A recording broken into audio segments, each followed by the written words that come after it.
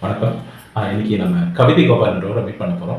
என்ன விஷயம்னா, அவர் நேத்து ஒரு மிகப்பெரிய ஒரு விஷயத்த பண்ணியிருக்காரு. என்னன்னா, தமிழ்நாட்டுல இருக்கிற ஒயின் ஷாப்ப மூடணும்னு சொல்லி அவர் தனியாளா போய் போராட பார்த்துக்கிட்டாரு. ஸோ அது என்ன நடந்ததுன்றத அவர் கேட்டு தெரிஞ்சுக்கோமா? போய் அவரை மீட் பண்ணுவோம். முதல்ல முன்னாடி போறோம்.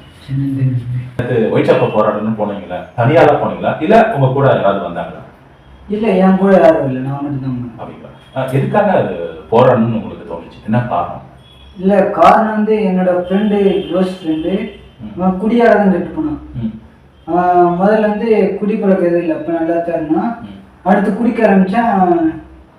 நான் கூட தான் இருக்கேன், நான் இது வரைக்கும் நான் குடிக்க மாட்டேன், அது எல்லாத்துக்கும் தெரியும். என் கூட இருந்துட்டு அவன் குடிச்சிட்டு நிறைய குடிச்சு நிறைய ஒரு நாள் இறந்துட்டான்.